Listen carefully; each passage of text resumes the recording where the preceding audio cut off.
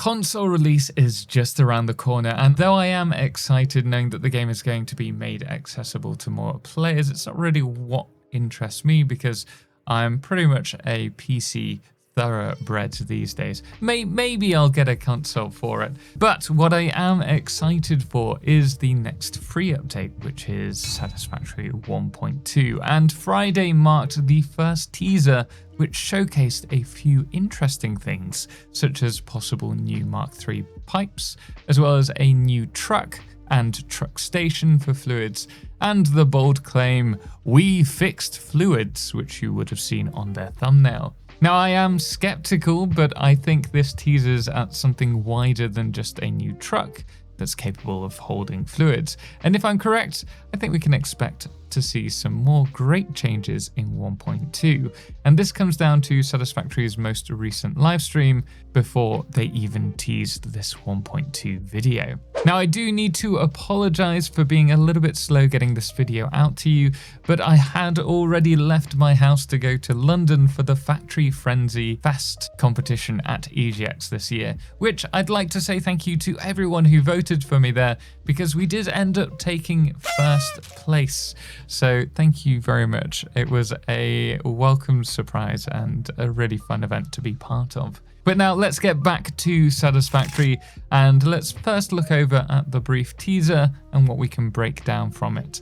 Now, the opening shot shows an oil extractor and water extractor both running at no more than 100% clock speed. Now, the particular node the oil extractor is on is a pure one, meaning it can produce up to 240 oil per minute, and we know it's not running any faster as the oil extractor's light is green. This means that it doesn't have an overclock. This is the same for the water extractor, which can produce a maximum of obviously 120 water per minute when it's at 100% clock speed. Now, this could point towards Mark II variants, but I think that's a little bit of a stretch.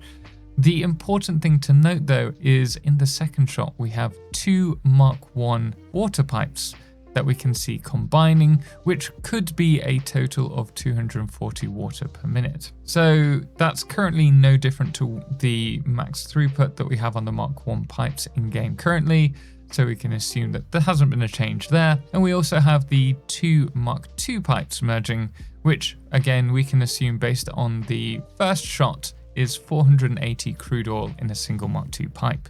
Again, no different to what's currently in game. Now, the reason that I don't think a Mark II variant is coming for the oil extractor or the water for the time being is that it would be quite a considerable boost to the amount of oil that we have access to in game. And though oil is one of the few resources that is hard capped, we can't get more oil out of using SAM, for example. I think that it might be a little bit of an imbalance having so much more crude oil available, because a Mark II variant would double up the potential oil available in the game, which I think, and I could be mistaken, this is just off the top of my head, is 16,000 oil per minute. That would jump to 32,000, and I don't think that many people really need to use that much oil in the game, thanks to the amazing oil alternate recipes that we have access to. However, I could be mistaken there. Now, what is different is this in the background, and rightly so. So it's easy to see that this could be a Mark III pipe given the curved build and the regular intervals of the sections. But notice how the top back edge looks a little flat. So after doing a little experiment, I believe this to be a bit of a red herring thanks to the beautiful photo mode that we have in game and the ability to change apertures. So I've done a little test, and here you can actually see a similar looking pipe.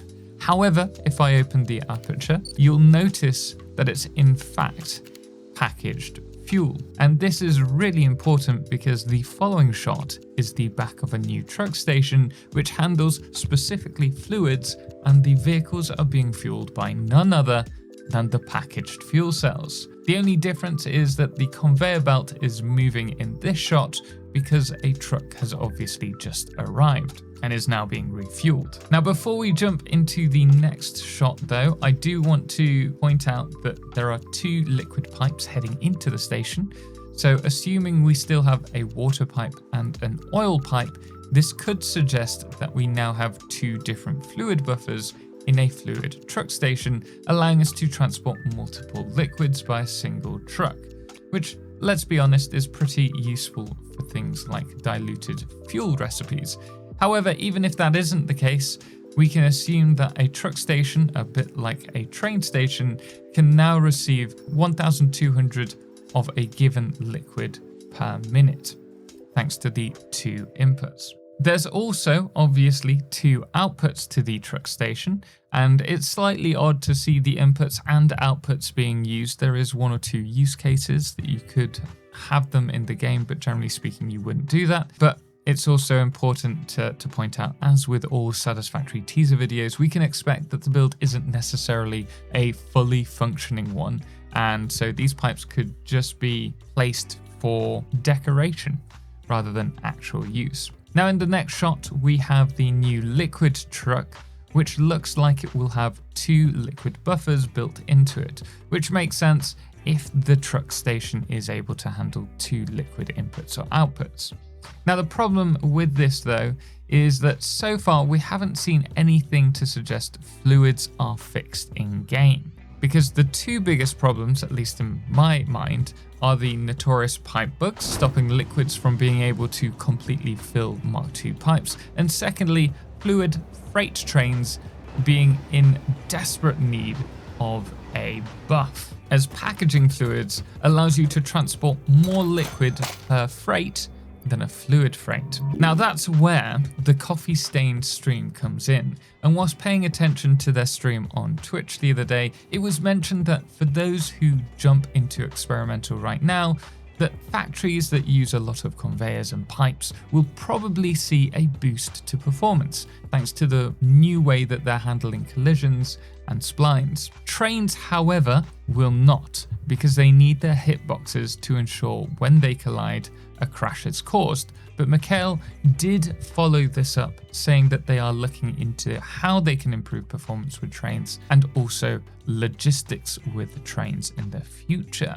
To which I then asked, improving liquid trains or all trains? And Mikhail coyly responded with this. Improving liquid trains or all trains?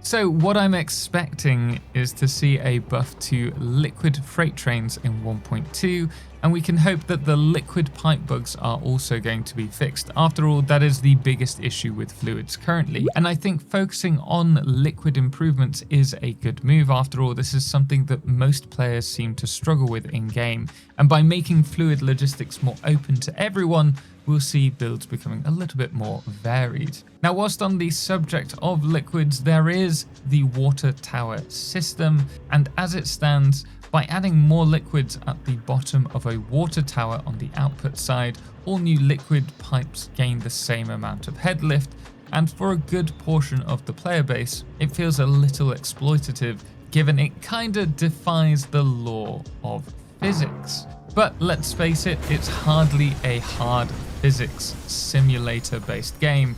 Needless to say, could this be affected in a fluid update?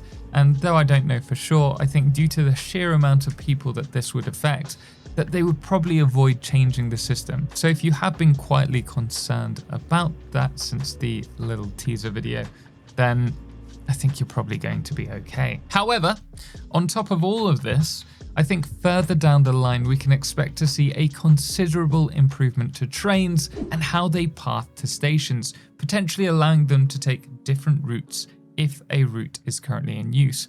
And if that's the case, we may even see the implementation of logic gates, which I have been hoping for a very long time now. And that could be really interesting to play around with, but we'll have to wait and see in regards to that. So let me know if you agree with the breakdown. Will fluid trains receive a straight up buff? And on top of that, are you looking forward to using the new trucks and stations? And would you like to see a Mark III pipe further down the line? But until next time, guys, thank you so much for watching, and thank you so much to all of our incredible supporters on Patreon, most notably our Lunar Eclipse patrons, Firefless, The Calamity, Ben, and Star, and our Blood Moon of the day, which today is Dr. Shotgun. Until next time, as always, ciao for now.